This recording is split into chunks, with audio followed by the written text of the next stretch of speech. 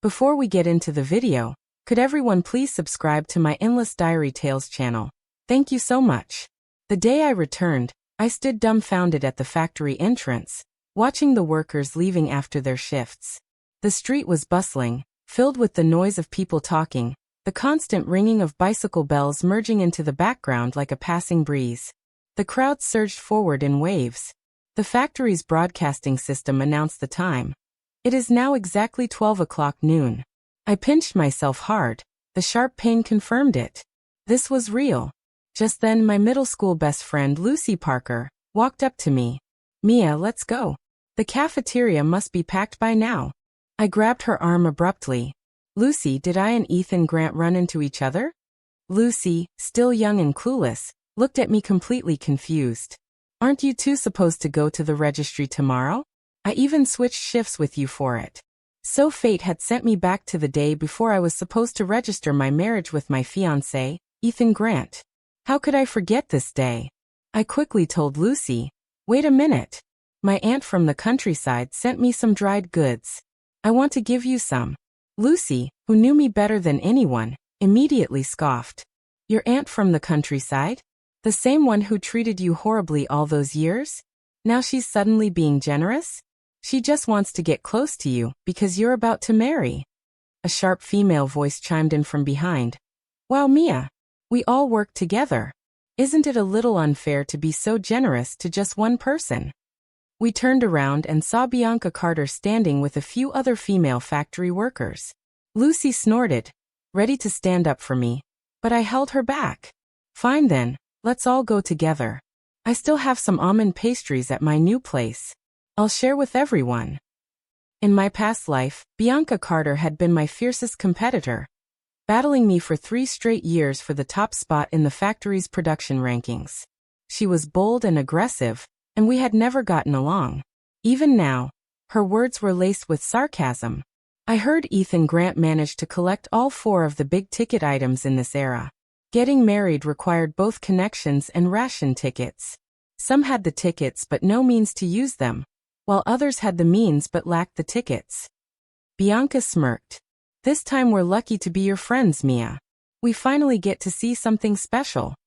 "You'll see," I muttered under my breath. 12:15 p.m. It was lunchtime. The entire dormitory building buzzed with chatter, and the air was filled with the aroma of home-cooked meals. As I reached my door, I heard noises from inside. The key in my hand trembled. Lucy heard it too. Her face was filled with shock. Bianca, tall and fearless, assumed there was a thief. She stepped onto the windowsill, peered inside, and immediately turned red with rage. "Shameless," she cursed. A chair inside the room scraped against the floor. I pushed the door open forcefully. Ethan Grant moved quickly, yanking up his trousers. His vest had been pulled open, his hair was messy, and his eyes darted around nervously. And then there was Victoria Reed. Her blouse was undone, exposing smooth pale skin covered in distinct red marks. The room was small. Everything that should be seen and shouldn't be seen was now in full view. I had mentally prepared myself for this moment, but even so, my legs gave out, and I had to lean against the door. For a long moment, I couldn't say a word. Ethan saw me and immediately rushed toward me. "Mia, it's not what you think." Victoria let out a series of panicked screams halfway across the room. Ethan hesitated, then turned back hastily, pulling the mosquito net over Victoria's head. Lucy grabbed the hot water kettle from the corner, twisted off the lid, and lunged toward them. "You shameless bastards." Inside the room, curses and screams intertwined. The female workers who had followed us covered their faces and ran as far as they could. Bianca, furious, shouted, "Go call security. Mia's new home has been robbed by a pair of thieves." When the factory security department heard that I was involved, both the security captain and the deputy factory manager rushed over. What they saw was this scene. Lucy, still fuming, demanded, "Arrest them. Aren't they thieves? If stealing someone's dignity isn't theft, then what is?" The deputy factory manager's face darkened as he shouted, "What business does an unmarried young woman have getting involved in this mess?" Unexpectedly, Bianca Carter pointed a finger at Ethan Grant like it was a burning poker. Manager, you're not just going to let this go just because Ethan was transferred here from the capital, right? This is Mia Parker's new home. They're supposed to get their marriage license tomorrow. Their wedding is set for Independence Day. Everyone turned to look at me. My face drained of color, and then at Ethan, who remained silent. He clenched his fists, his eyes burning with rage, and looked straight at me. I shook my head, my throat tightening. I don't want the marriage, and I don't want this house either.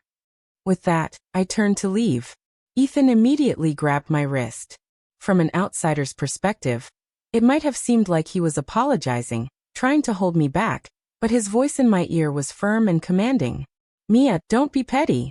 The marriage doesn't matter, but you need to help me smooth this over. Otherwise, how is Victoria supposed to face people after this? I widened my eyes. He had always looked down on me, but now he couldn't even be bothered to offer a half-hearted apology. All he cared about was his precious Victoria Reed and how she would survive this scandal. But didn't I return precisely to make this situation as messy as possible? I took a deep breath, putting on an expression of naivety and wounded innocence. So you want me to help you cover this up? Let me guess, you made a mistake, and she's holding it over your head, forcing you to sacrifice yourself to protect her. Did he really think I would be as weak and submissive as I was in my past life, covering up for her, keeping the peace? No, this time I would make him pay. Who would he pick, himself or his precious white moonlight? Ethan looked at me in shock. The room fell into an awkward silence as everyone exchanged glances. The deputy factory manager shot Ethan a subtle warning look. Ethan, think carefully before you speak. If there's more to this, we might be able to lessen the consequences for you. Victoria, still wrapped in the blanket, sobbed desperately. Ethan, save me. Ethan's eyes burned with resentment as he hesitated. After a long moment, he gritted his teeth and finally squeezed out. I was drunk. I don't know how I ended up in bed. Believe it or not, it doesn't matter. The entire room was stunned into silence. Even Victoria Bianca, who had always been fair and upright, exploded. Manager, be reasonable, will you? What? Ethan suddenly forgot how to walk. She then pointed to Victoria, trembling under the covers. And what? She got bitten by a beast? Couldn't she have screamed for help? Victoria's long hair covered most of her pale face, but her swollen lips were clearly visible. Ethan's eyes were filled with guilt and pain, but for now his priority was clearing himself first. He had no choice but to look away and grip my hand, putting on a show of sincerity. Mia, you have to believe me. I was drunk. I really don't know what happened. But the deep hatred in his eyes was as clear as day. I seized the moment, raising my voice in an emotional outburst. Ethan Grant, can you at least act with a little dignity? No one here is blind, and no one is an idiot. No matter how much she forced you, if you weren't willing, how did she even get inside my new home? How did she end up in my bed? Ethan's panic flashed across his face as he was met with the knowing, judgmental stares of everyone present. That's right, I wasn't just tearing down Victoria, I was dragging him down with her. In my past life, I had covered for him, and after we got married, he threw every bit of blame onto me. If it wasn't cold indifference, it was sharp, humiliating words in front of others. If he wasn't staying out all night, he was deliberately leaving clues at home, letting me find out that he was still involved with Victoria. Not this time. I refused to endure it. I let out a sob, pretending I could no longer hold back my grief. Ethan, stop lying to me. Lucy Parker, seething with rage, grabbed a broom and hurled it at Ethan. Let go of Mia, you bastard. Bianca, for once, was unexpectedly protective, stepping in front of me and pulling me away. Ethan Grant, you're sleeping with another woman before your wedding and in your fiancé's new home, no less. Security might not be able to do much to you. But my brother works at the police station. Let's see what he has to say about this. The deputy factory manager hesitated, but ultimately he had no choice. Take them away, he ordered security. And under the watchful eyes of the entire crowd, Ethan and Victoria were led away. Victoria clung to Ethan like a moth drawn to a flame. Ethan, didn't you always resent your father for forcing this engagement with Mia Parker just to repay an old war debt? Why do you have to be a tool for your parents' guilt? We are the ones who truly love each other. Why should we be the ones humiliated by everyone? She sobbed against his chest, delicate and pitiful, clinging to him like vines wrapping around a sturdy tree. I don't blame you for wanting to protect yourself, but I don't want to see you deceived by Mia. She married you with ulterior motives. If she really cared about you, why would she bring so many people here to corner us? For a moment, the entire room fell into an awkward silence.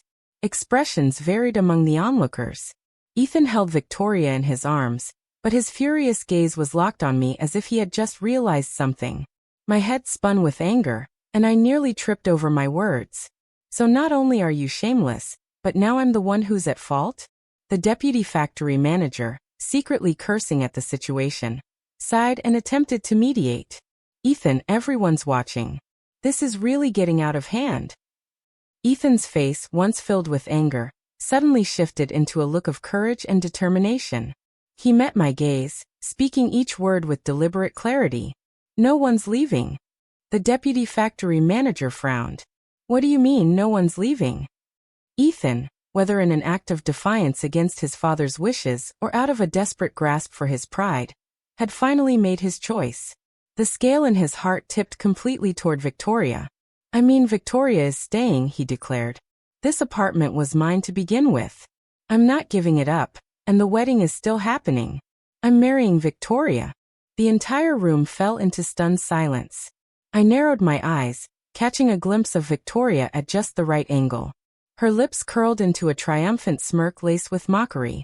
This wasn't the same fragile, helpless woman from my past life.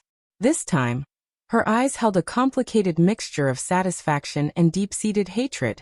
Lucy grabbed my arm and said firmly, Mia, come with me. Let's go to my place and clear your head. She was seething. Those shameless bastards. How dare they turn this around on you? The emotions in my heart swirled in chaos.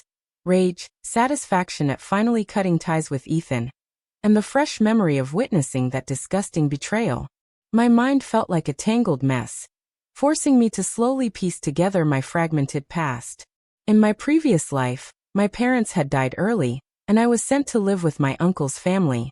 My uncle and aunt spent every penny of my father's pension, then treated me like a burden, subjecting me to constant beatings and scolding, using me as free labor in their household. Then Ethan's father, Mr. Grant, returned home in glory. Remembering how my father had once saved his life during a mission, he searched for me, the orphan daughter of his old comrade. Out of gratitude, he not only brought me to the city for schooling, but also arranged for me to work at a state-owned factory after my graduation. With that, I gained both a stable career and an urban residency permit. All thanks to his kindness. So when Mr. Grant wanted me to marry Ethan, I didn't refuse. It wasn't just about repaying a debt. It was because Ethan was handsome, well-educated, and seemed like someone worth admiring. I looked up to him, loved him. After our engagement, I worked hard to keep up with him, learning new things, trying to share common interests, striving to be the perfect match for him. But he always responded with indifference. When I spoke, he would cut me off with a cold remark or a dismissive smile, as if my efforts meant nothing. Then, on the day before our wedding, I returned to the apartment to pick up something, only to hear laughter and whispers coming from inside. Ethan and Victoria, their voices twined together in intimate conversation. My mind went blank. Ethan had betrayed me. I should have screamed, exposed him, let everyone see the truth. But what about Mr. Grant? What about the Grant family's reputation? Even if I didn't care about them, what would happen to me if Ethan was caught in a scandal with another woman? He would be disgraced, arrested, thrown into ruin. And if that happened, I would lose the Grant family's protection. Without them, where could I go? Back to my uncle and aunt, where they would squeeze every last bit of life out of me. So I told myself to endure it, just endure it, and it would pass. After we married, Ethan said he needed a wife to support his family, so he made me quit my job and move to the capital with him. He then arranged for Victoria to take my old position at the factory. When I gave birth and was hospitalized, he brought Victoria into our home, letting her settle into my place as if she belonged there. Even though they lived in separate cities, Ethan always found time to visit Victoria, spending his vacations in her arms instead of with his own wife. In the end, I was sent to a nursing home, abandoned, forgotten. Then one day on my phone screen, I saw a video of my children hosting a belated wedding ceremony for Ethan and Victoria. In the footage, the two of them, now elderly, their hair white as snow, stood together kissing in front of an applauding crowd. After all, once Mr. Grant passed away, Ethan could have divorced me and married Victoria openly. So why did he take my children too? Why did he let my own sons and daughters kneel before her, calling a woman with no status their mother? I endured for a lifetime, and this was my ending. At the nursing home, I lost all will to live. One night, I drifted into sleep and never woke up again. You're bleeding. Your nails dug into your skin. Lucy grabbed my hand. I looked up at her and asked, "The wedding is still happening, but the bride has changed. What will Mr. Grant think of me now?" Lucy had no answer. She knew my ties with the Grant family, but Mr. Grant's reaction could go one of two ways. Either he would side with Ethan and be disappointed in me, or he would oppose the wedding entirely and take Ethan back to the capital. Either way, he had no reason to continue supporting me. I knew that I had chosen a path far more uncertain and difficult than my past life, but I had already repaid Mr. Grant's kindness with everything I had in my previous life. This time, I would live for myself. A loud knock came from outside. "Mom, are you home?" a voice called out. I heard Ethan Grant got caught messing around with a temp worker in the bridal suite, and you threw boiling water at them. What happened? Lucy's mother opened the door only to find me sitting on the bed. She hesitated for a moment, then forced a smile. "Oh, Mia's here too." By now, news of Ethan and Victoria's scandal had spread like wildfire, sweeping across the entire factory in just one afternoon. In the conservative and upright mindset of the 1980s, this kind of scandal was a complete shock. Caught in the act, yet still managing to turn the situation around like this. How could people not gossip? Then Lucy's mother mentioned something that caught me off guard. "Mia, your uncle and aunt are on their way here for the wedding." My heart clenched. Before my rebirth, I had already been an old woman. How could I possibly remember these two relatives who had long since passed away? Lucy tensed.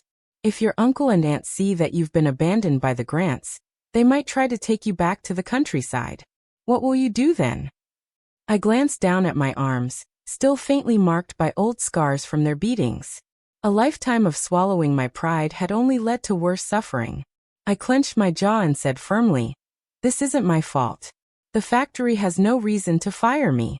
Even if they do, I have my own hands and feet. I can sell goods on the streets if I have to, but I will never go back with them." The next morning, I returned to work. It had been decades since I last touched factory machinery. When my hands met the cold metal, my heart surged with a mix of emotions. Excitement, nervousness, determination. But my skills were rusty, and my workflow was all over the place.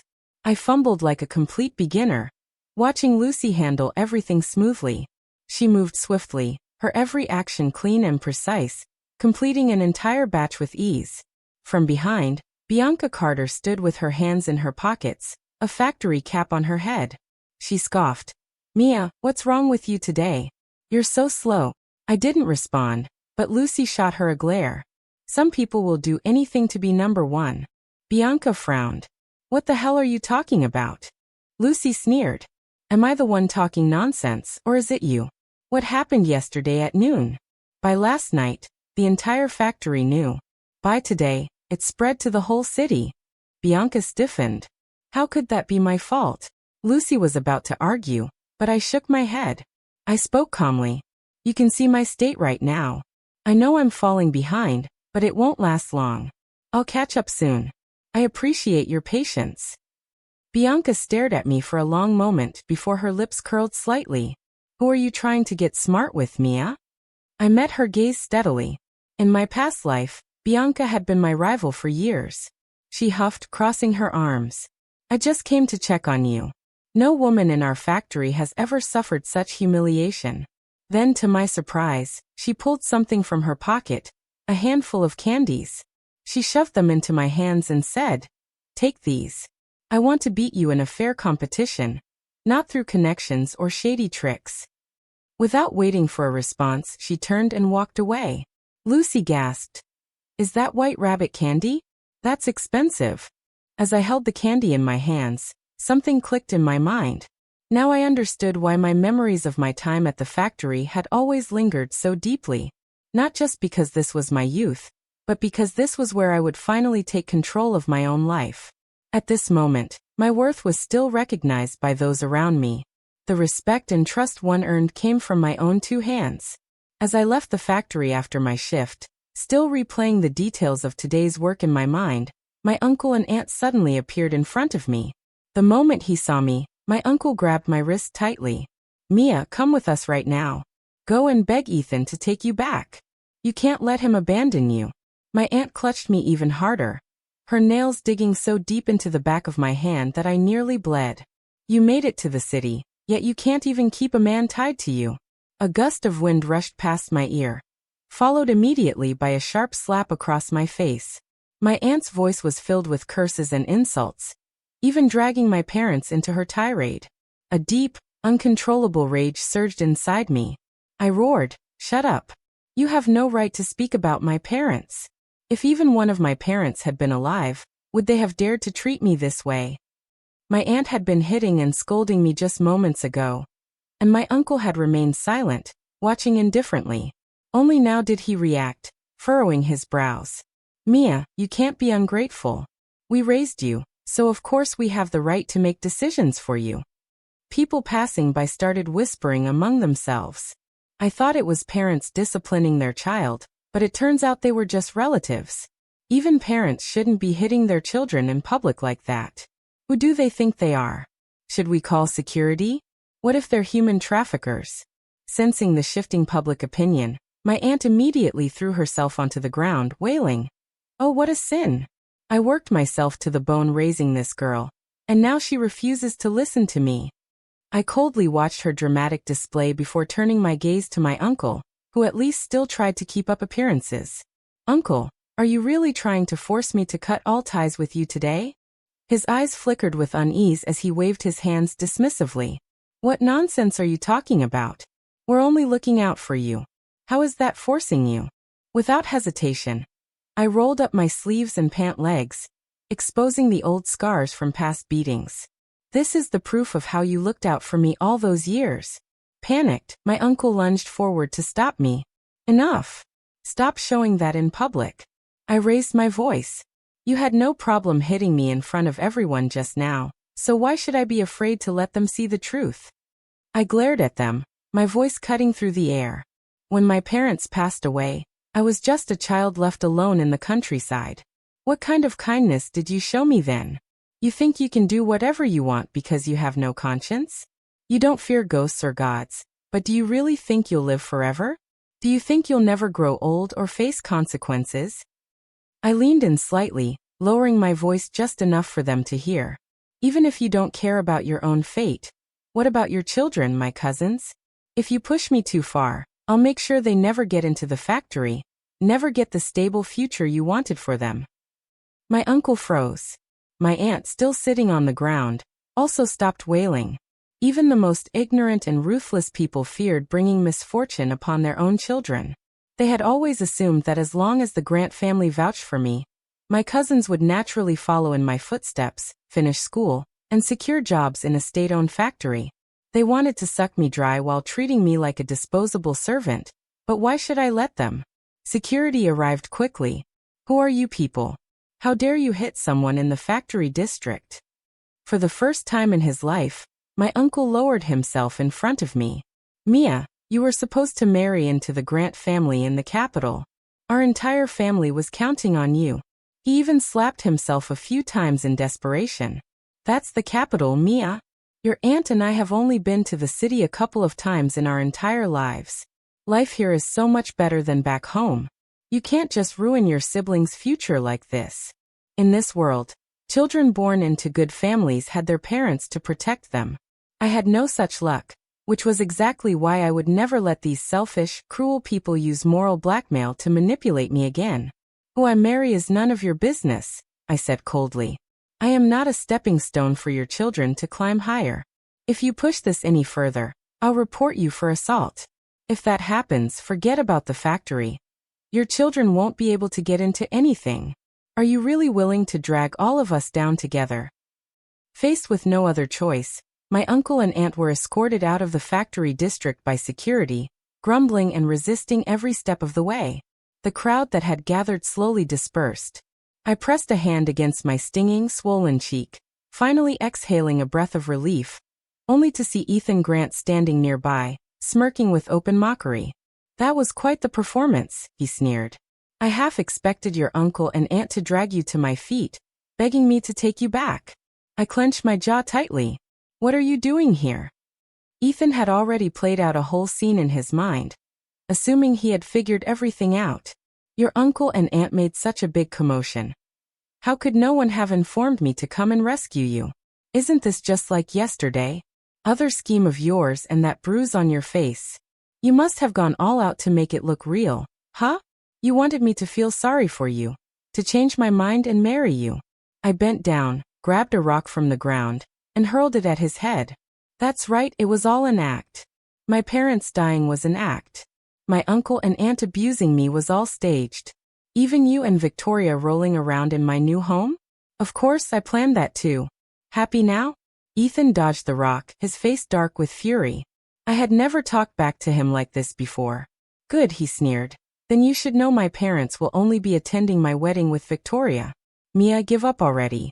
I couldn't help but laugh mockingly. And what exactly about you is worth holding on to, aside from being Mr. Grant's son? His expression stiffened for a split second before he smirked arrogantly. I am the youngest son of the Grant family, born into prestige, raised with privileges. Everything I have, I earned rightfully with my family's support. He tilted his head. But you, Mia, you only got an education and a job because of my father's generosity. Everything you eat, everything you wear, where do you think it all came from? Without my father's charity, you'd be nothing. And marrying me? That was your one chance to climb up in life. His voice grew colder. You've already taken so much from my family. Stop playing the victim. The slap from my aunt earlier had hurt, but Ethan's words stung even worse, like a dozen slaps all at once. People who had started to disperse now slowly gathered again, whispering. Some of Ethan's acquaintances hurriedly tugged at his sleeve. Ethan, that's enough. Just leave. But he refused to back down. Instead, he raised his voice even more, eyes gleaming with malicious amusement. Mia, if you really want me back, how about kneeling and begging in front of everyone? The moment he said that, even some of the onlookers gasped. Ethan, that's too much. He shrugged. What's the big deal? Mia owes the Grant family more than she can ever repay. What's one little meal? He stood tall, looking down at me, relishing the moment. He wanted to humiliate me to make up for the embarrassment he suffered yesterday. What a disgusting, self-righteous bastard. How blind had I been in my past life to ever think he was worthy of my trust. By now, the crowd had grown so large that there was no space to move. All eyes were on me, waiting to see if I would actually lower myself in front of him. I stood there, facing the storm, letting memories of my past life rush over me. Years of loneliness, heartbreak, and finally my withered body lying on a hospital bed, listening to a wedding march play on my phone. An elderly Ethan and Victoria shamelessly kissing in front of a cheering crowd. The beeping of my heart monitor fading into nothing. The Grant family's so-called kindness, the betrayal of Ethan and Victoria. I had already spent one lifetime repaying them. Ethan, still chatting with his friends, was waiting for me to kneel. Instead, I swung my hand and slapped him across the face. The impact echoed through the crowd, and people instinctively stepped back. Ethan reacted instantly, his face twisted with rage, raising his arm to hit me back, only for Lucy to smack him over the head with a broom. At the same time, Bianca landed a brutal kick to his back, sending him stumbling to the ground. You bastard, Ethan Grant! Bianca spat. Who do you think you are to demand someone kneel for you? I stared down at him, every bit of pain, resentment, and disappointment from my past life rising to the surface. Ethan, I will never deny the kindness Mr. Grant showed me. He was, after my parents, the person who treated me the best. But if you think charity is the same as pity, then not only are you insulting him, but you're also tarnishing your family's reputation. I took a deep breath, my voice firm and unshakable. As a person, I will always remember Mr. Grant's kindness, but that doesn't mean I'll forget how you've slandered and humiliated me today. Not marrying you is the best decision I've ever made, and not holding you accountable for breaking off our engagement and cheating is my final act of respect for the Grant family. I narrowed my eyes. But if you think you can just move on and marry Victoria like nothing happened, think again. Marriage requires approval from the higher-ups, and if I report what you and Victoria did, you won't be getting married at all. Just the issue of moral misconduct is enough to bring both of you down. Ethan's hesitation slowly turned into shock. Mia, are you trying to get revenge on me? Have you forgotten about my father? How dare you push me like this? His breath came in short, rapid gasps, as if he couldn't believe what was happening. I let out a cold laugh. You were the one who broke off the engagement and cheated. Yet you keep trying to drag me through the mud. Wasn't your plan all along to take advantage of the fact that I'm an orphan? You assumed I would silently endure everything because of my pride and so-called gratitude. There may be plenty of people willing to climb the social ladder by any means necessary, but there are far more people who just want to live with dignity. I looked around at the growing crowd. Do you really think I should be thanking you for all this humiliation? In the 1980s, a young woman suddenly losing her engagement like this would undoubtedly invite gossip. But there were still people in the crowd who understood what an act this was. Mia's not pretending. I think she's truly pitiful. Just because she has no parents, does that mean the Grant family can trample all over her? I slowly swept my gaze across the familiar and unfamiliar faces surrounding me. Suddenly, Lucy threw her arms around me in a protective embrace, while Bianca couldn't hold back anymore. She cursed Ethan Grant. Just who the hell raised you? What kind of father teaches his son to act like this? Ethan's face twitched. He knew he was in the wrong, and he could sense the discontent in the crowd. But instead of backing down, he clenched his teeth. Insisted Mia, you're truly cunning. How did I never notice before? You're so good at stirring people up against me. The onlookers immediately closed in. Stir up what? You think we need her to tell us what we just saw with our own eyes? How did the Grant family end up with such a son? Right then, the deputy factory manager appeared at the edge of the crowd and shouted, Ethan, get over here. Seeing a superior present, the crowd had no choice but to gradually disperse. The deputy manager spoke to Ethan in a low voice. Stop causing trouble and keep that woman away from me. Ethan's clothes were wrinkled from the shoving, his shoes trampled on multiple times, and there were bruises forming where people had elbowed him. Still, when he saw the light glowing from inside the bridal suite, a faint sense of warmth and comfort filled his chest.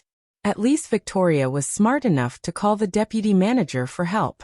But as he pushed open the door, he froze. Victoria had her back to him, humming a cheerful tune as she laid out a variety of dresses on the bed. The once neatly arranged red wedding decorations had been ripped apart, their packaging strewn across the floor. Standing in front of the mirror, she admired her reflection, a pleased and self-satisfied smile tugging at her lips. Mia, your things are finally all mine. Ethan stepped forward, making a noise that startled Victoria. She instinctively recoiled. Don't hit me, she yelped, flinching like a frightened rabbit. Ethan let out a tired sigh. It's me.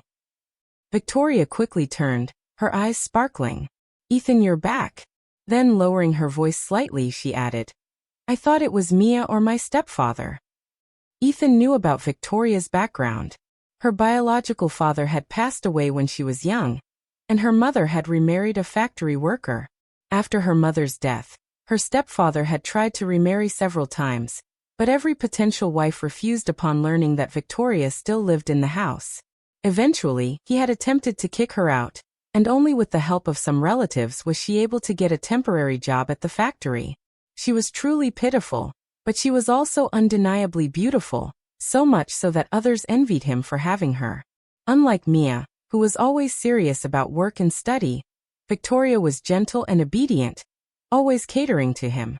Being with Mia felt like marrying another man, just endless work and responsibilities. Wait, why was he thinking about Mia again? Irritated, Ethan turned his gaze to the clothes on the bed. Those were tailored for Mia by my mother and some of her friends. Why are you touching them? They won't even fit you. Victoria took her time removing her sweater, revealing the dress she was already wearing underneath. It clung tightly to her curves, accentuating her figure. She stepped closer, brushing against Ethan's side and lowering her voice into a sweet, helpless whisper. "Ethan, I know you're in a bad mood today. It must have been so humiliating for you to be scolded by Mia in front of everyone." The mention of Mia sent a fresh wave of frustration through him. Who did she think she was, daring to talk back to him in front of so many people? And now she even wants to report me for moral misconduct? Look at her. She clearly can't let me go, so now she's out for revenge. Ethan scoffed. Women are always saying one thing and meaning another. Without me, how is she supposed to survive? He smirked. Let's see how I'll deal with her in the future. Victoria, hearing the threat in his tone, suddenly felt a deep sense of unease. Mia had always been quiet and obedient. When had she become so bold? Cursing and reporting people. Was the incident in the bridal suite really just a coincidence? Could it be she had also been reborn? No, she had to make sure Ethan stayed on her side. Victoria quickly leaned into him, her voice soft and pleading. "Ethan, don't think about those things. What if your parents don't like me?" Ethan chuckled mockingly and brushed a stray strand of hair behind her ear. "It's already done. What choice do they have?" Victoria giggled and threw herself into his arms, but there was a flash of calculation in her eyes. "Mia, even if you've been reborn, I can still take everything from you. I had dinner at Lucy's house that night. Bianca joined us as well. Throughout the meal, my hands trembled as I held my chopsticks. Lucy tried to comfort me. Mia, you were amazing today. Your uncle and aunt were put in their place, and Ethan got humiliated. You really taught them all a lesson." So overturning the table wasn't as difficult as I once thought. The two great burdens that had weighed on me in my past life weren't as impossible to deal with as I had imagined. Out of nowhere, Bianca muttered. "The quarterly rankings are coming out soon. You're first again, I'm second again. Be grateful." Lucy snorted. "I thought you were turning over a new leaf today when you helped Mia, but now you're back to being bitter about rankings." Bianca put down her chopsticks and looked at me seriously. "Every 3 years, the factory selects people to study in the capital. The rankings play the biggest role in that decision. I've been first place for 3 years straight, and then you showed up, and suddenly it's your turn." She lowered her voice. "I did some digging. You have connections in the capital, don't you?" I raised an eyebrow. "You think I got first place because I was supposed to marry Ethan?" Bianca hesitated. "A lot of people have said so over the past 3 years, but now after that huge scandal, the factory still gave you first place. That means you really do have skill." I met her gaze. "Bianca, we've worked in the same department for years. Do you really not know my abilities?" She pursed her lips, then sighed. "You're right. I shouldn't have been so narrow-minded. I just hate losing." I smiled. "What did you lose? Even though we're competitors, you still helped me drive Ethan away today. That says a lot about your character.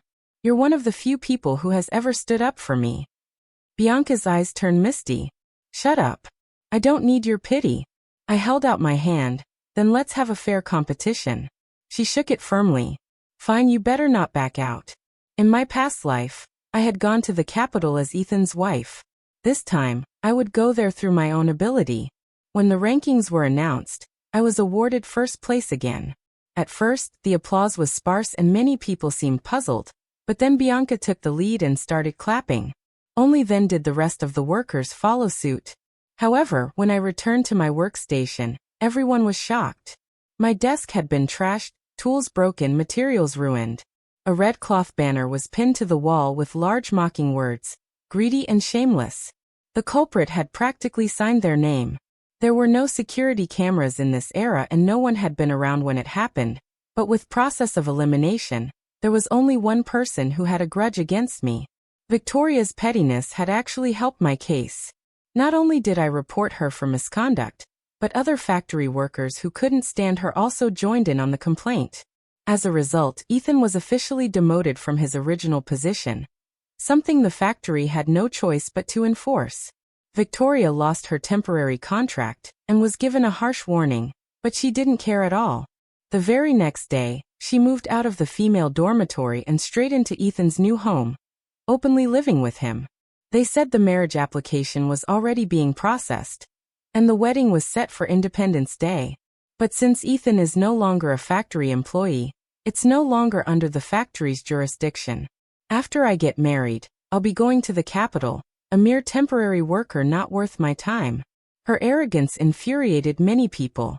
The relatives who had helped Ethan get into the factory felt utterly humiliated and cursed Victoria for bringing disgrace upon their entire family. Just then, I was summoned to the office. At first, I thought it was about my report against Ethan and Victoria, and that I was going to face consequences. But to my surprise, the factory director handed me a transfer letter.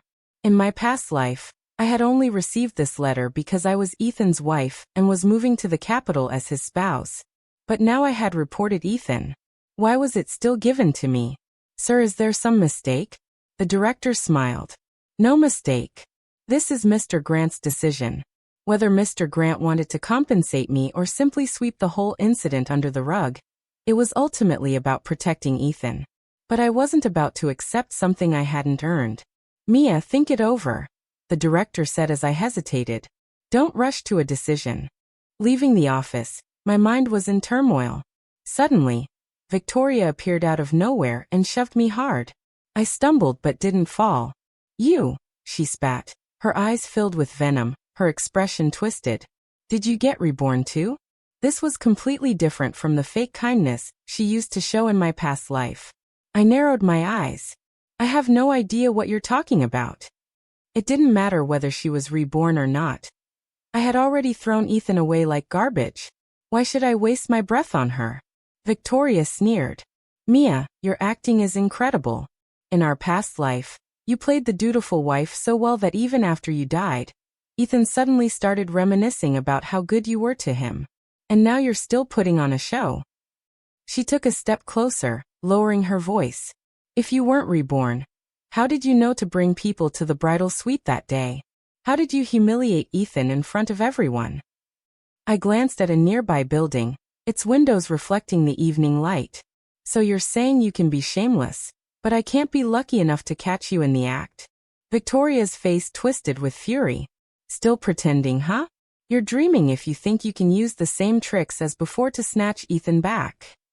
She let out a sharp laugh. I came back 2 months ago. Ethan is completely mine, his body, his heart, everything. The title of Mrs. Grant, the privileged life that comes with it, it all belongs to me now. Mia, you've lost to me in both lives. What a pathetic joke. So that was why she had handled everything so calmly in the bridal suite. Why she knew exactly what to say to sway Ethan. Victoria wasn't just reliving the past, she had come prepared. If I was destined to lose, then why did she look so desperate?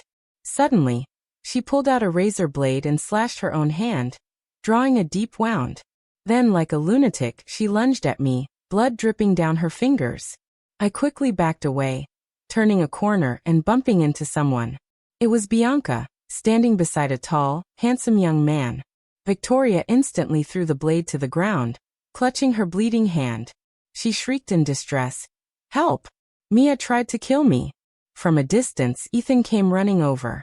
Victoria, what happened? She burst into tears and weakly collapsed against his chest. Ethan, you have to protect me. Mia tried to cut my face, she said.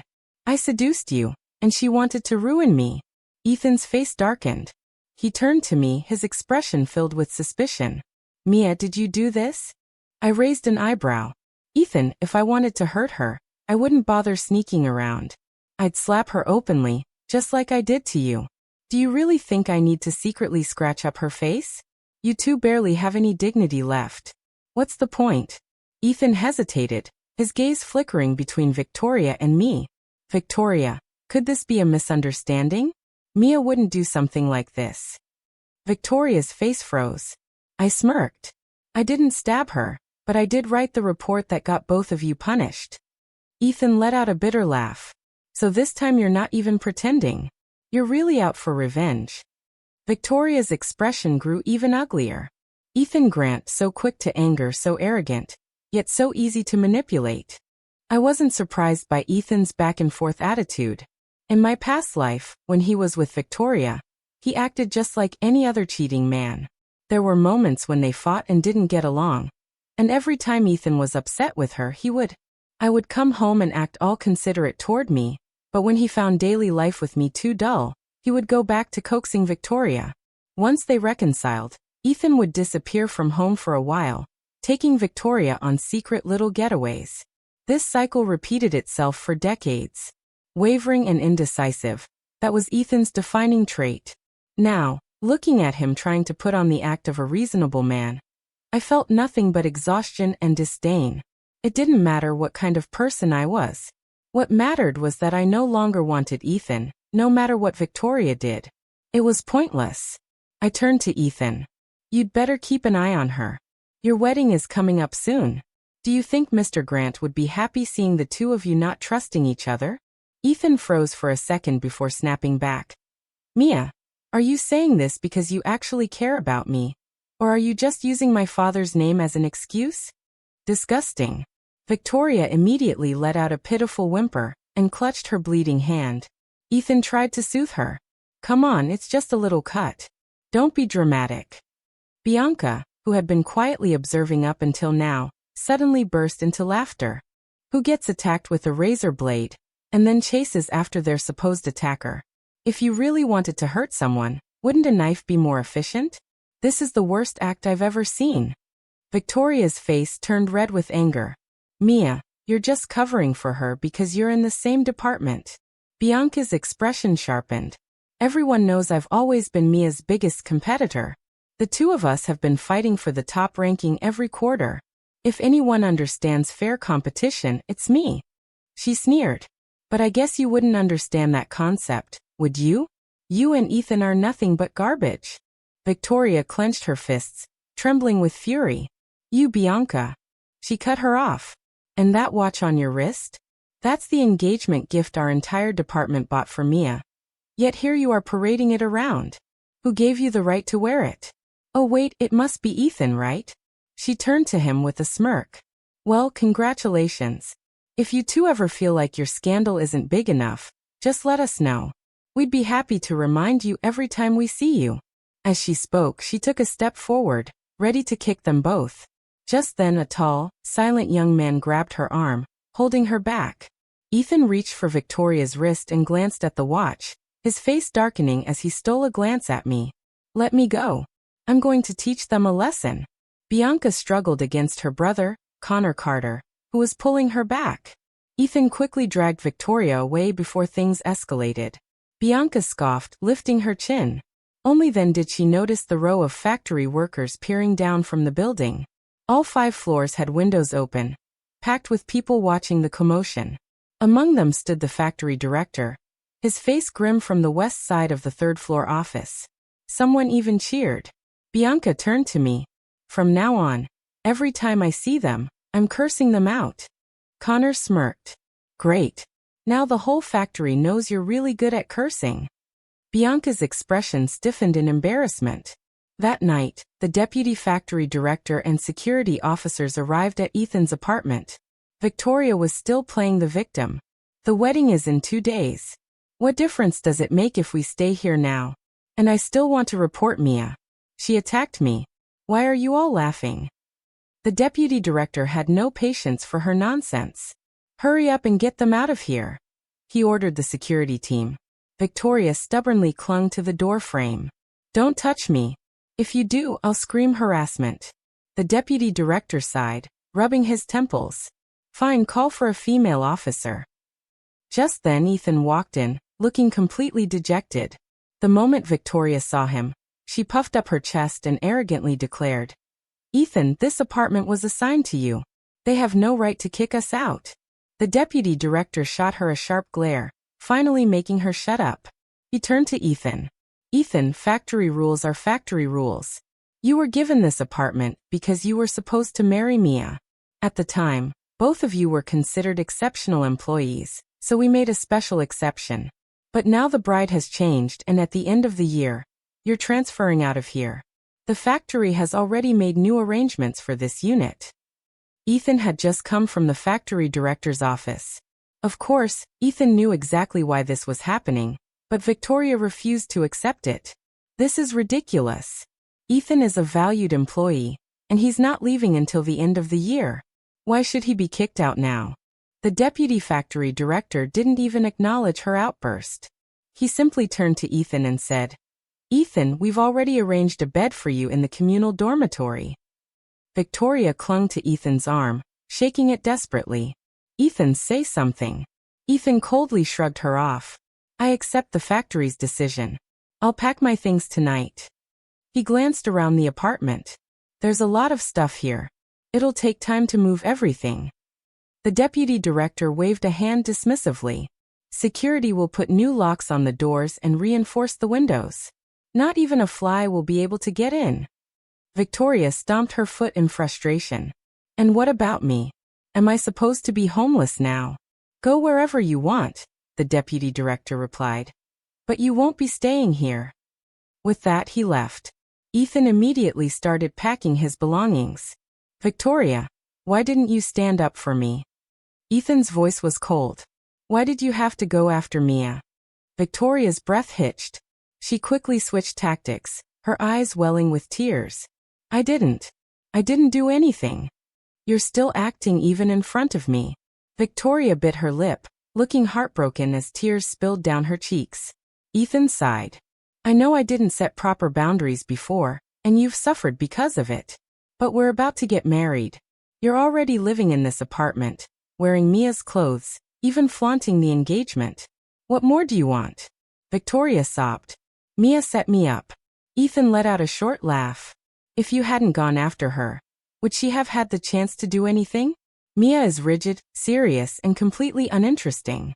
But do you really think she's capable of scheming? Even Bianca, her biggest rival, stood up for her. Don't you realize that the entire factory looks down on us now?" Victoria was seething with resentment. While she hesitated, Ethan finished packing his things. She rushed forward, grabbing his sleeve. "Ethan, what am I supposed to do if you leave? Why should we give up the apartment to the factory?" Ethan lost his patience. "Enough. This was my father's decision." That night, with nowhere else to go, Victoria had no choice but to shamelessly return to her stepfather's home. She bribed her youngest stepsister to quietly unlock the door for her in the middle of the night. Her stepfather, thinking there was a thief, nearly had a heart attack when he saw her. The entire dormitory was woken up by the shouting and chaos. Hands on her hips, Victoria screamed back at them. "You think I want to be in this disgusting pigsty? Just wait until I marry Ethan. I'll be living in a big house in the capital, and all of you will be groveling at my feet." The next morning at work, the factory buzzed with gossip. Everyone speculated about how Ethan's parents would react to Victoria as their new daughter-in-law. In the 1980s, values were still traditional, and most people couldn't understand how Victoria could be so shameless. But when it came down to it, her entire relationship with Ethan could be summed up in 2 words: stealing and taking. For Victoria, Ethan was something to be stolen rather than cherished. For Ethan, Victoria was a shiny prize that only held value because he had to snatch her from someone else. In my past life, it was the Grant family's wealth and my own stability as his proper wife that enabled their affair to flourish. It was the thrill of sneaking around that made it exciting for them. But now that they were together out in the open, would they still feel the same way once their daily lives became nothing more than work, meals, and chores? I was lost in thought when the supervisor suddenly called me into the office. He handed me an envelope. Inside was a business card from an overseas investor building a hotel in a city. A room number was written on the back, room 1001. "This is from Mr. Grant," the supervisor said. "He wants you to meet him there tomorrow." Tomorrow, in my past life, was supposed to be my wedding day with Ethan. I still remembered what I had worn: a red blouse and black slacks made from fresh new fabric. Mr. Grant had bought a sewing machine just to rush the outfit together overnight. My hair was thick and dark, and though I had cut it shorter, it still looked vibrant and full of life. But when Ethan saw how I was dressed, he only scoffed coldly. At best, it's passable. I suppressed the sadness rising in my chest, yet I still stood behind him watching. Someone like me, who had never truly known what happiness was, Really thought that once I had a home, I would finally have a complete and fulfilling life. But what was the outcome? I wasn't happy. I had spent my entire life contributing to the happiness of the Grant family.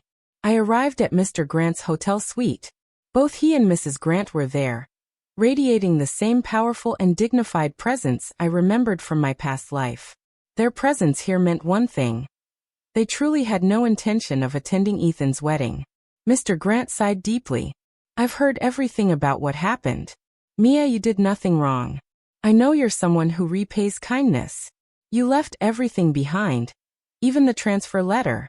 But child, have you thought about yourself? Mr. Grant, you have already changed my life once. You've done enough for me.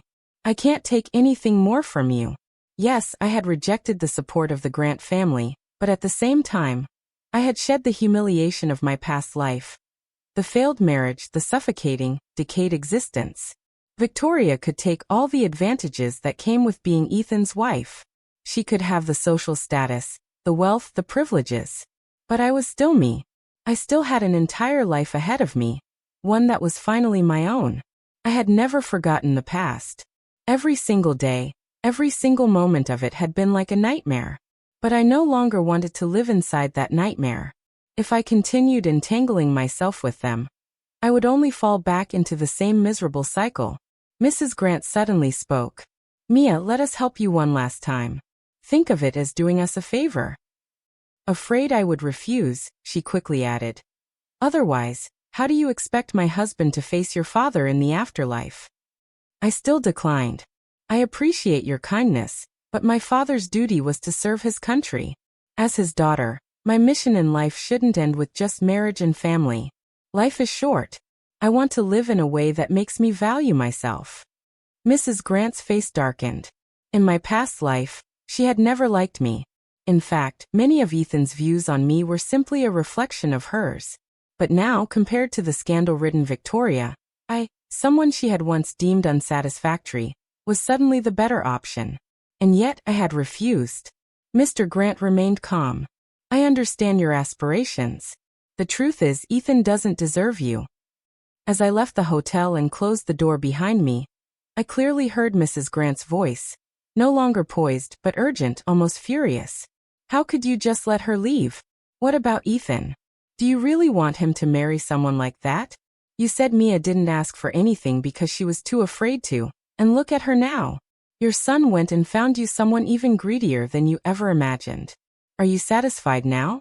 If you had even the slightest understanding of what I was trying to do, the Grant family wouldn't have ended up as a joke. Mr. Grant's intentions had always been clear to me. The Grant family had spent over 20 years failing to properly raise a son, so I needed a responsible, disciplined daughter-in-law to keep him in check. Whether Ethan and I loved each other, or whether I would be happy was never the priority. What mattered was that I could control Ethan, make sure he didn't stray too far, and prevent the Grant family from becoming an embarrassment. But I owed them nothing anymore. Victoria sat frozen in her designated seat at the wedding hall, staring blankly at the empty venue. The guests had long since left. Not only had Ethan's parents refused to attend, but even she herself, the supposed bride, had never made it onto the stage. Their marriage application had been put on hold. The reason? Because within such a short period, 2 different brides' names had been submitted, and the authorities needed further verification before approval. It wasn't hard to guess who was behind this. The Grant family had intervened. Victoria had envisioned a grand scene where she would stand tall, basking in her victory while I sat below, jealous and defeated. But now there was no celebration. She wasn't even allowed to attend the factory banquet for newlyweds because she was no longer even a factory worker. Beside her, Ethan smoked cigarette after cigarette, his face unreadable as the sky darkened. Ethan let out a long sigh. Victoria, just go home, he said. She completely lost control, screaming, Go home? Where am I supposed to go? Weren't you the one who said we were getting married? Now the new apartment is gone, and I have to crawl back to my stepfather's place. Why does Mia get everything while I'm left with nothing? Just like before. Ethan, irritated, crushed his cigarette beneath his shoe. You're blaming me? Do you even realize that when you set me up, my father saw everything from the factory director's office window? If you had just stayed quiet, we would have been married by now, and my father would have made sure I took responsibility for you. But no, you just had to go after Mia." He turned to face her fully, his eyes dark and tired. "Victoria, sometimes I wonder, do you even love me? Or do you just hate Mia so much that you want to take everything she has?" Victoria stared at him, her hatred burning. "I gave you everything, and you still doubt me." Ethan finally saw her for what she was. Vain, jealous, desperate. He let out a cold chuckle. "Thank you for giving me everything. But guess what? I can't go back either." The moment that thought entered his mind, even Ethan himself was shocked. His father had told him, "If you two are so determined to be together despite the scandal, then you'd better be strong enough to handle the consequences." But reality was cruel. The life of a poor but happy couple was a lie. Ethan's prestigious position in the capital was completely revoked. Instead, he was reassigned to a factory in a city where he had to start over from the bottom. Because he was getting married, the factory provided him with a basement dormitory, a far cry from the bright, spacious apartment he had before. When the Grant family finally left the city, they didn't even acknowledge Victoria. They never accepted her as their daughter-in-law. No one had expected Mr. Grant to be so ruthless toward his youngest son. In truth, he had 7 children, but Ethan, as the youngest, had always been the most spoiled and given the most attention. Mr. Grant had originally sent him to a city to train him, hoping he would grow into a capable man. But the moment Ethan was left unsupervised, his arrogance, lust, and impulsiveness, all of it was exposed for everyone to see. By now, everyone in the factory knew exactly what kind of person he was, and as a result, even Mr. Grant's reputation took a hit. I understood Mr. Grant well. He cared about his family's honor above all else. That's why I'd made sure that when I exposed everything, it was impossible to cover up. But in the end, the true reason he abandoned Ethan wasn't because of the scandal. It was because Ethan chose to replace me with Victoria. The only thing I hadn't expected was that Victoria had also been reborn. In my eyes, she was cunning, manipulative, and extremely good at playing people, but she was also overconfident. I didn't know when she had died in our past life, but one thing was clear. She had spent decades being pampered by Ethan's money and love. I had spent years navigating the complex web of the Grant family's power and influence, and even I had struggled to keep up with the outside world. But Victoria? Her entire life had revolved around Ethan. She only ever cared about one person's approval. Someone like that, with such a narrow world, would only end up making foolish mistakes. Either way, I respected their fate. I respected their twisted love, if that's what they wanted to call it. As autumn faded into winter, I quickly rediscovered myself. The version of me that once thrived at work, the version that had once been full of ambition. When the annual rankings were announced, Bianca and I tied for first place. But when it came to the factory's final selection for employees to transfer to the capital, Bianca lost to me by a narrow margin. I knew it wasn't entirely fair. After all, I had lived an extra lifetime. Everything I had once learned came back to me with just a little review. Bianca begrudgingly shook my hand. "Fine, go to the capital. Just don't let me see your face again. It annoys me." The night before I left, the women in our department threw me a farewell dinner. Lucy choked up several times. "Mia, you better eat well, sleep well, and live a good life from now on." But the one who cried the hardest was Bianca. Completely drunk, through her tears she slurred, "Mia, you're leaving? What's the point of competing for first place now?" That night, as we drank, we poured our hearts out. The women there shouldn't only have rivalry. There could also be mutual admiration and encouragement. The next morning, I picked up my luggage and opened the door. All the girls from my department were standing at the courtyard gate like a field of sunflowers, beaming with bright smiles, sending me off toward my future. We walked together, stopping and starting again, until we finally reached the factory gate where the bus stop was. At that moment, Ethan rode up on his bicycle with Victoria sitting on the back seat, returning from outside. Today was the day they had finally completed their marriage registration. Ethan hit the brakes and looked at me in the crowd, his expression hostile. "Mia, bringing all these people? You're not here to steal the groom, are you?" The girls burst into laughter. Ethan's face instantly turned red. "Then what are you doing here?" Victoria, clinging to his shoulder, couldn't wait to flaunt her happiness. Today is our big day. I brought wedding candies to share with everyone. But no one reached out to take them. Lucy sneered. You two should just leave. We don't welcome you here. Bianca, equally unimpressed, added. It's a big day, so don't bring bad luck around. Hurry up and crawl back to your basement. Victoria wanted to argue, but Ethan stopped her. He played with a strand of her hair absent-mindedly while staring at me, his gaze heavy with meaning. It was like he still thought I was unable to let go, that I was destined to remain tangled in their mess, trapped in this endless rivalry with Victoria, that I was nothing more than a shallow, ignorant woman revolving around him, that I still cared. Ethan had never truly seen me for who I was. Just then the bus pulled up. The girls handed my luggage to me, helping me load it onto the bus. Ethan's expression changed instantly. Mia, where are you going? I didn't answer. I picked up my bags and turned toward the bus. Ethan abandoned his bicycle and strode toward me in large, hurried steps. Mia, tell me clearly, where are you going? Victoria's face darkened. She quickly grabbed Ethan's arm. We're married now. Mia obviously can't stay in the factory anymore. She has to leave. So why are you trying to stop her? But Ethan didn't care. With a violent shove, he pushed Victoria aside and grabbed my wrist with all his strength. Mia, you're an orphan. Where can you go without the Grant family? His grip tightened. Yes, I'm married now, but I never forced you to leave. I was disgusted by his shamelessness. Ethan, don't you dare think I'm as shameless as you are. I yanked my wrist, but he wouldn't let go. When we were engaged, you cheated on me with Victoria. Now that you're married, you think you have the right to ask where I'm going. Ethan refused to let go, gazing at me intensely as if desperately trying to find any trace of lingering affection in my eyes. But all he saw was contempt and disgust.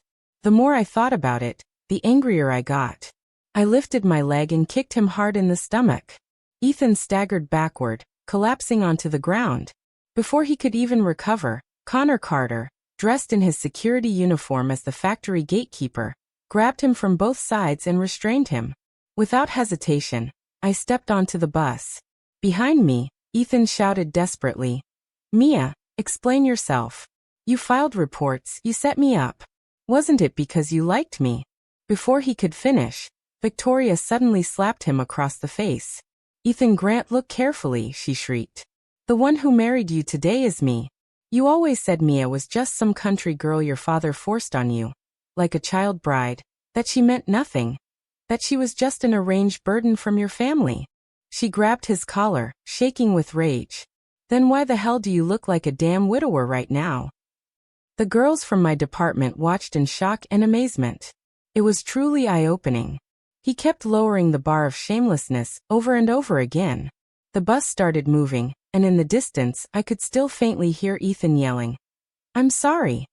I couldn't help but scoff. Sorry? Who was he apologizing to? It wasn't me. The only person he had truly wronged was the Mrs. Grant of our past life, not his real wife in this one.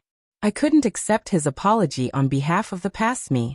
After today, whether Ethan continued to regret or not no longer mattered to me. But considering what he had done on the day of his own marriage registration, there was no way Victoria would let this go easily.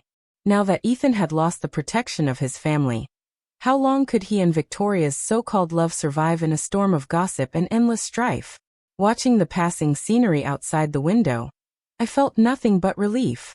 This life was filled with endless possibilities, challenges, and unknown joys waiting for me.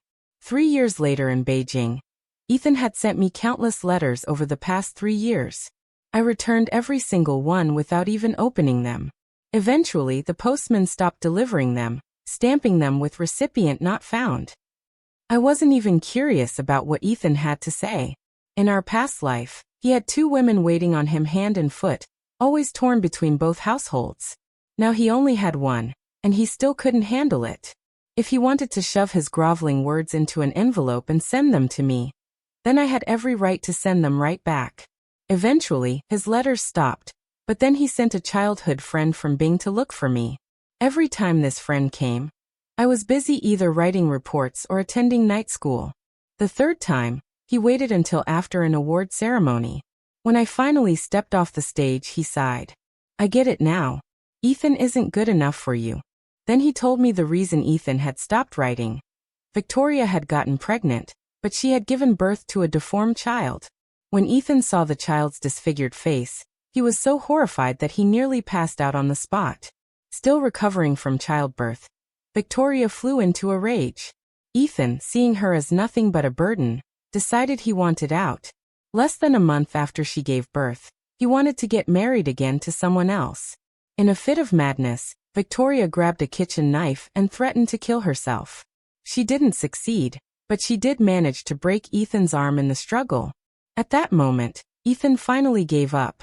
He sent his childhood friend to beg me for mercy, hoping I would save him from this nightmare because in his father's eyes, I had always been the ideal choice. I rolled my eyes. Is he insane? His friend nodded in agreement. Pretty much in our past life, Victoria had never been able to have children. To fulfill her delusional dream of being a mother, Ethan had even brought my children to visit her, forcing them to call her mom. Now in this life, even knowing about the genetic risks, she had still tried to use a pregnancy to chain Ethan to her. The result? Their so-called love had already crumbled long before the child was even born. That child, sickly and deformed, did not survive for long. After the child's death, Ethan fled to Beijing, desperate to escape from Victoria. But Victoria followed him all the way north and stormed into the Grant family home. Ethan hid himself away. Mr. and Mrs. Grant had no intention of acknowledging Victoria as their daughter-in-law. But Victoria, filled with madness, threw a package into Mr. Grant's arms. Inside was her deceased child, wrapped tightly in cloth. Mr. Grant collapsed from shock, fainting on the spot. Mrs. Grant's legs gave out, and she stood frozen in terror. Victoria screamed hysterically. Why do you all look down on me? If Mia could have children for your family, why couldn't I? I waited so many years to give birth to this child. And now his father doesn't even want him. He was born like this, and all you people want to do is pretend he never existed. She insisted on bringing the child back to the Grant family. Victoria was sent to an asylum. In the end, she single-handedly turned the Grant family upside down. Mr. Grant suffered a stroke and was bedridden for months before passing away. I received the news just as I was granted the opportunity to study abroad. At the cemetery, I paid my respects. For an entire lifetime, I had called this man father. Ethan, now a broken shell of a man, saw me from afar. His eyes lit up with hope. Mia, I know I've wronged you. I cut him off immediately. You've wronged a lot of people. My gaze fell upon the grave beneath us. Ethan stopped mid-step, as if frozen by the weight of his own guilt. In my past life, I had always thought I was the one who suffered the most. But when I looked at Mr. Grant's tombstone, my heart still clenched painfully. His early death completely altered the fate of the Grant family. The prestigious Grant Corporation, which had once stood as one of Beijing's top enterprises, was never founded without its patriarch. The Grant children scattered in different directions, and their family never amassed the fortune it once had. The once wealthy and powerful Grant family had now faded into obscurity. In the end, money was just money, and gold was just gold.